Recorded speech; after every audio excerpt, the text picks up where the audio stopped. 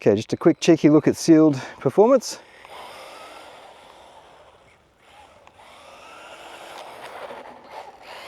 Here's where the Hypergo makes sense. Stable, does what you want it to do, and the gyro works a treat. This is a very nice car on tarmac. This is really what this car is made for. Well, you've heard if it ain't broke, don't fix it. This is the new MJX Hypergo 14304. It's the same Hypergo that we've seen now for 3 years, I think. This one is in VW Polo guise. Now, because these cars haven't really changed much since they first came out, I've got to think that this release is actually all about the body. Now, MJX approached me recently, said, hey Craig, can we send you another one? And I said, well, sure, why not? Let's have a look. One thing I wanted to know was, is it different to the other Hypergos that we've got? So there are some minor differences here, but underneath I think we are still looking really at the same car. They've got some screen printing on the bottom of the alloy base now, the chassis plate. It's a licensed product, and that's arguably one of the bigger differences. There's been something of a revolution in this scale size car in the last 5 years or so, and it started with that little buggy, the whatever it was, the something B, remember that little thing? Everyone had them, and they're all over YouTube, and they had a big 550 brushed motor. And we've watched things kind of progress since then, and then new players have come in. MJX came along and kind of took it to another level. And this design now has been minorly iterated on, I suppose, and they've got a very tidy little setup here. But it's still broadly the same car that we first saw in that high-speed performance pickup truck thing that we had a couple of years back. They still come with kind of gravel tyres, more off-road tyres with the bigger lugs, and then the hilarious hard plastic drift wheels, which look, they do work. The dust cover's kind of cool, kind of pointless. Got a lot of big holes in it. It'll keep some stuff out, absolutely, because if you remove it, you've got front wheels especially flicking stuff all through it. So fair enough, it could be worth your time to put the 3 little body pins in to stick this on. Fair enough. It's got a nice stabilizing spur, keeps the whole thing rigid. It's a 2mm alloy base, and the front bends up a bit. It's actually fairly well constructed. The A-arms are quite good as well. This is not a big air machine. We've got oil-filled springs. There's not a lot of travel in this, there doesn't have to be. Now you're seeing everything move, and that's because they've got nice stiff diffs. You don't get sway bars out of the box on these things. They're possibly not even available for this platform. They really have kept it simple. The front and rear A-arms are different in design as well. It's a peppy little brushless motor, 45 amp ESC. It doesn't have adjustability that I'm aware of, but it does have under voltage protection, over voltage protection, and thermal protection. So that's a plus. The fan is nicely covered for stones and whatnot. One of the nice things about this is that they could have saved money by making it an all-in-one unit, which is all the rage these days. Saving money, I mean. But they've kept things what's called discrete, which means independent. So you've got a separate ESC, a separate receiver, and a separate gyro. Now the gyro on these things is basic but adjustable, and even though the radio is quite basic, what do we got? I think we've just got throttle and steering trim, and 70% and 100% on the power. Only takes 2 AA's these days. It used to be 3 AA's. It's still the same kind of cruddy, cheap radio, functional, like a 70-30 difference and a firm wheel.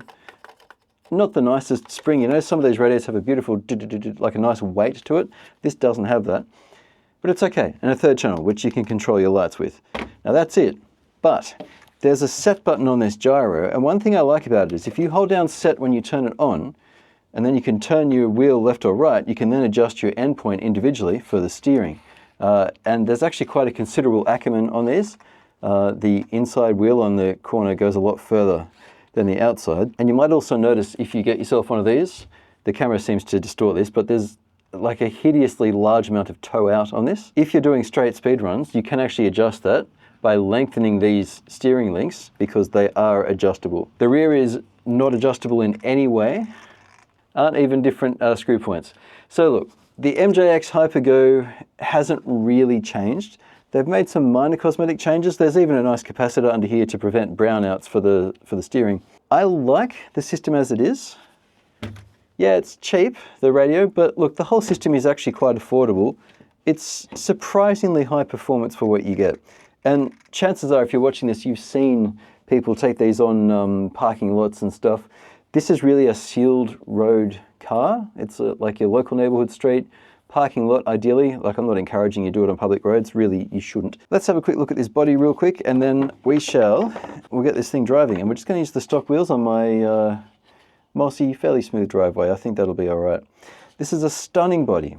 We've got plastic pieces all through it, and everything on the outside is kind of bolstered on the inside with form-fitting plastic pieces to keep the thing intact. I'd be reluctant to skate park this or send it tumbling.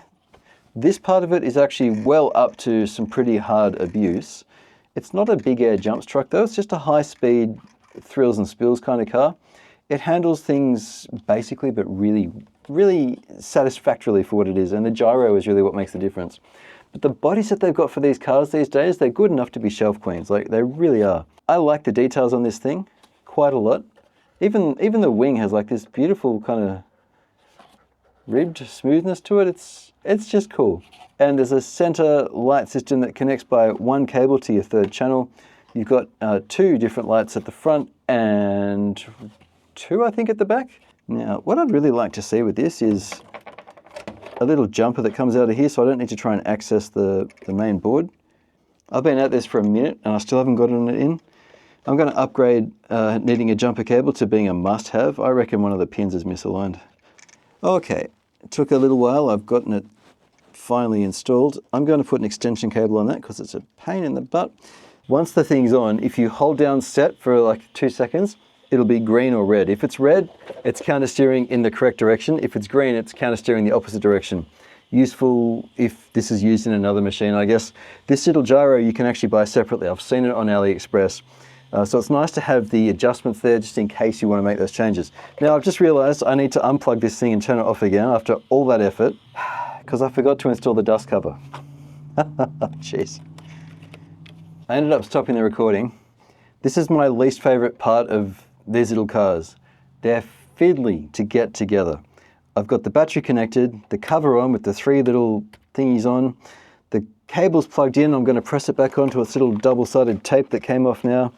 I'm going to put that on, but once this is all done, I've got to reach a finger under here, press up through the cover, and hit the power button. That may or may not bother you.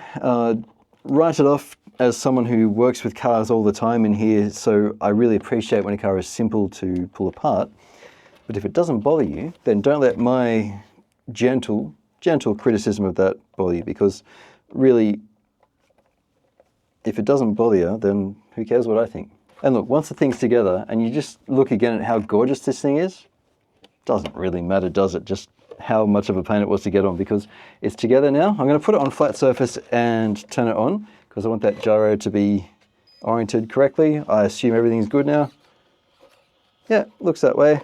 Last thing I'm going to do is just make sure my wheels are all done up tightly. They should be. And we're going to have a quick look at the lights. I said this before, this is all about the body of this car. It really is. Lights are off with the second press, and lights are on with the third press. Ugh. Why they have indicators on cars these days, especially fast rally cars, I don't know. Look, it's got mirrors, so I suppose it's road legal, in which case, sure, indicators. Here's an idea, manufacturers. If you've got indicators in your car, make it so that they don't turn on until you've turned right for more than like a second or something, because then you get your indicators, then it looks like you're indicating. Otherwise, you can just steer and who cares? You don't get your indicators when it's counter steering. It really is based on the radio signal, not on what the servo is then being told to do. Worth noting. Right, we've got our tools, we've got all our bits and pieces out of the way. Let's drive this thing. Okay, let's have a look at this thing, shall we? We don't have a hugely tight steering radius, honestly. Now, keep in mind, this thing will do best on smooth surfaces, particularly given it's so small. So little tiny wheels relative to the bumps and stuff here, they're going to mean this car struggles a bit. But look, it's doing pretty well, honestly. Silly puppy, aren't you, hey?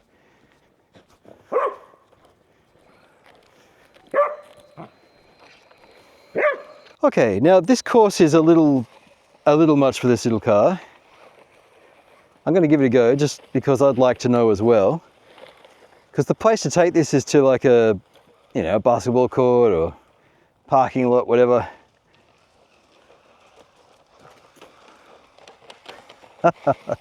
This is wildly inappropriate for this car. But can it handle it? Is it still fun?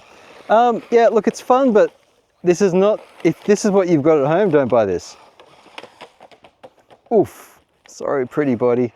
Now I noticed after that first little drive up there too, the car had no noise coming out of it. Both the fans were stopped. It's making a, that's because it was full of gunk. It's making a valiant effort here, but yeah, this is really not the surface for it. I mean, look, it's working all right, and it is going where I want it to go. Ooh, it doesn't like my horrible jump though. Hey, good job, dog. Yeah, I told you we've been working on that. You see that? What I like best about this car is how it handles on sealed pavement. And I know this from experience with this car, not with this actual vehicle, but with this platform. So what we're left with after that punishing little ordeal for this thing was some very scale looking dirt, plenty of rock rash. Pop the top off and have a look underneath. Hello, gal. You're very keen to see it, aren't you? Hmm?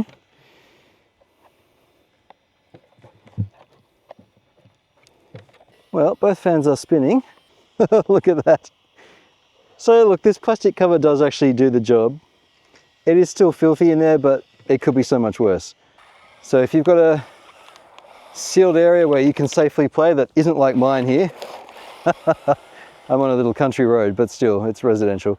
Better that you use it off legal roads, of course. I do not condone driving on the roads like this, but you know, you make your own choices. Yeah, I'm being very careless with my steering, and that gyro is working beautifully.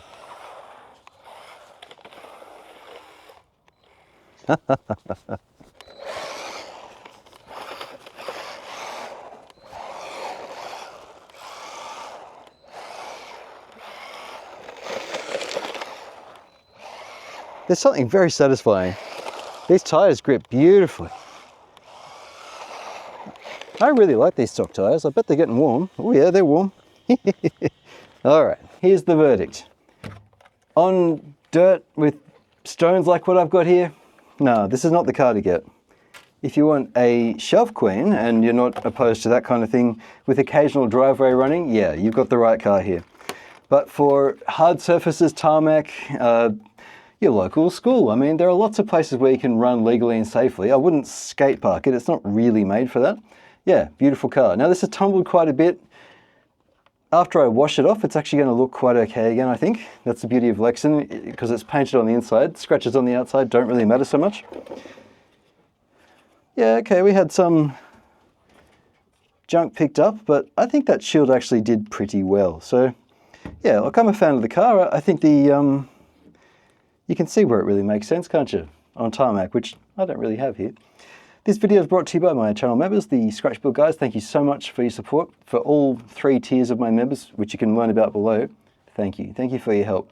This stuff, look, it was an investment. I'm running this thing like a business, but it's still born of the love of the hobby and the love of you guys in it. So thank you so much for your support.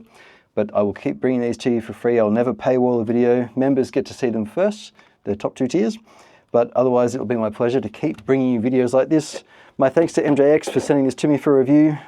If you want to get what's in front of me here, leaf not included, see the description below. Throw me a like if this was useful to you, and I'll catch you next time on RC-TNT. Cheers. Very nice, very nice. Right.